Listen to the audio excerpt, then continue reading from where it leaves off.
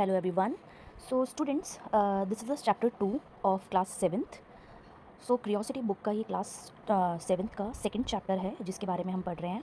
ठीक है, जैसे कि आप स्क्रीन पर देख पा रहे हो, इस चैप्टर का नाम क्या है? The invisible living world beyond our naked eyes. सबसे पहले हम इस वर्ड का ही, इस चैप्टर के जो नेम है उसी का ही मीनिंग समझते हैं. देखो, द इनविजिबल, इनविजिबल का मतलब होता है जो चीज़ हमें नहीं दिखाई देती है. ठीक है, होती है बट हमें नहीं दिखाई देती है, उसे हम इनविजिबल कहते हैं. जैसे कि आपको हम बहुत पहले से ही पता है, आपको स्कूल में बताया जाता है कि जैसे हमारे हैंड्स में आपको जो जम्स होते हैं, बैक्टीरिया होते हैं, वो आपको दिखाई नहीं देते हैं. जैसे एयर में, हमारे कपड़ों पर, जैसे हम जो भी चीज़ यूज़ करते हैं उन पर सब पर बैक्टीरियाज होते हैं. ठीक है, जम्स होते हैं, बट हम उन्हें नहीं देख पाते हैं. We can not able to see them. ठीक है, तो that's why they are called invisible living world. ठीक है, ऑर्गेनिजम्स.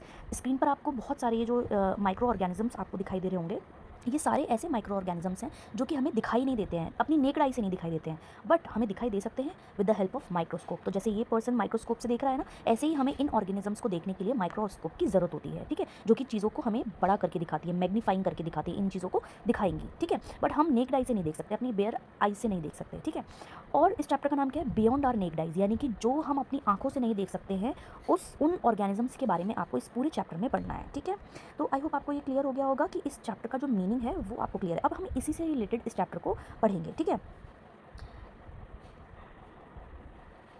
ठीक है, तो देखिए, सबसे पहले मैं यहाँ पर रीड कर रही हूँ. Have you ever wondered what you might see if the invisible world around you become visible. ये क्या क्वेश्चन बोल रहा है कि आपको कैसा लगेगा जब आप इनविजिबल वर्ल्ड को देख पाओगे, यानी कि जो चीज़ आप नहीं देख पा रहे हो और अचानक से आप उन्हें देखने लग जाओगे, तो आप क्या क्या मतलब सोचोगे, आपके मन में क्या थॉट्स आएंगे. ठीक है, सेकंड क्वेश्चन क्या है? How do you think your observation of this hidden world might change the way you think about size, complexity और even what you counts as living. ये बोल रहे हैं कि जो हमारा हिडन वर्ल्ड है, हिडन वर्ल्ड का मतलब है जो चीज़ हमें दिखाई नहीं देती है तो वो हिडन ही है. ठीक है, तो जो चीज़ हमें नहीं दिखाई दे रही है, अगर उस हिडन वर्ल्ड के बारे में आपको ये पता चलेगा कि उनका साइज़ कितना छोटा है, वो कितने कॉम्प्लेक्स तरीके से रहते हैं, वो कहाँ रहते हैं, तो आपको थोड़ा सा तो फील होगा ना, आपके मन में थॉट्स आएंगे, ओ माई गॉड, ये कितना छोटा साइज़ है इसका, जो कि हम देख भी नहीं पाते हैं. जैसे कि अगर हम डॉट लगा रहे हैं ना, इस डॉट से भी कई गुना ज़्यादा छोटे ऑर्गेनिजम्स होते हैं. ठीक है, और वो लिविंग ऑर्गेनिजम्स होते हैं, बट हम उन्हें देख नहीं पाते हैं. होते हैं बट हम उन्हें देख नहीं पाते हैं. ठीक है, थर्ड पॉइंट क्या कह रहा है? Have you thought how these tiny living beings interact with each other.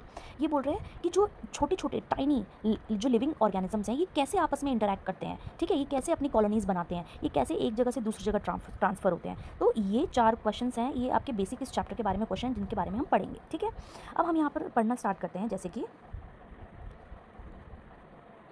the human eye can only see objects that are above a certain size. For a long time, many tiny things around us remained unknown.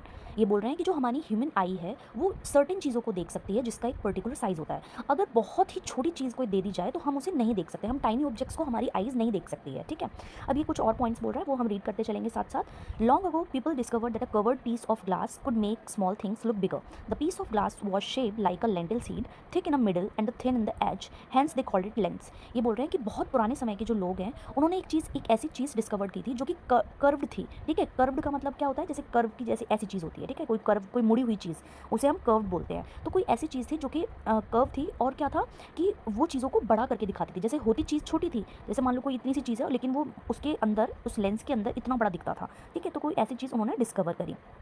और वो जो piece of glass था वो actual में एक ऐसा shape का था जो कि मिडल से तो थिक था, यानी कि बीच में से वो मोटा था, लेकिन साइड से, एजेस से वो क्या था? पतला पतला था. तो ऐसे ग्लास के पीस को उन्होंने क्या नाम दिया? लेंस दिया. ठीक है, जिसे हम मैग्नीफाइंग लेंस भी बोलते हैं. आपको भी पता होगा, जैसे कि ऐसे इस तरीके का दिखाई देता है मैग्नीफाइंग लेंस. किस तरीके का बोलते हैं?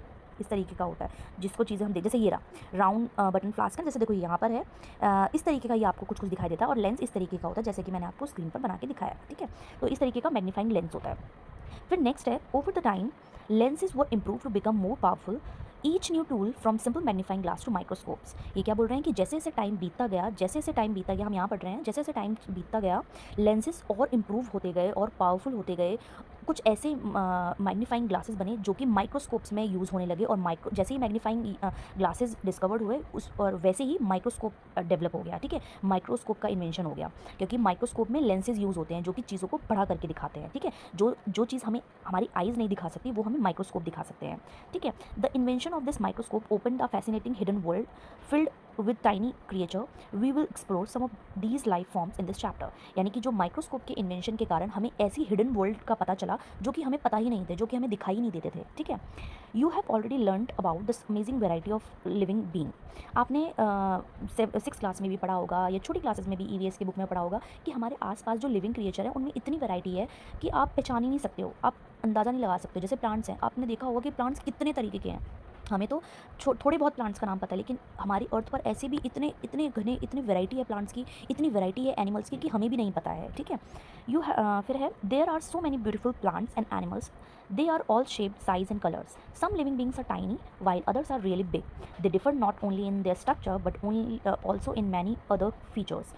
All these living beings, whether plants and animals, are called organisms. ये क्या बोल रहे हैं कि जो भी आसपास आपको लिविंग क्रिएचर दिखाई देता है उसकी कई शेप्स होती हैं। कुछ प्लांट्स आपको बहुत छोटे दिखाई देंगे, कुछ इतने बड़े प्लांट्स दिखाई देंगे जिनको कि हम अपने आंखों से एक बार में नहीं देख सकते, ठीक है। उनके कलर्स हमें डिफरेंस दिखाई देंगे। आपने देखा होगा कि कुछ लाइट ग्रीन कलर की लीव्स होती हैं, कुछ डार्क ग्रीन कलर की लीव्स होती हैं। उनकी लीव्स की शेप, हर प्लांट की लीव्स की शेप्स अलग अलग होती है, तो उनका साइज़ डिफर करता है, ठीक है। और जो भी आप क्रिएचर देख रहे हो, अपने बाहर क्रिएचर आप देख रहे हो, जो भी आप क्रिएचर देख रहे हो, चाहे वो प्लांट्स है चाहे वो एनिमल है, वो सब क्या कहलाते हैं? ऑर्गेनिजम्स कहलाते हैं। Even we are also called organism, ठीक।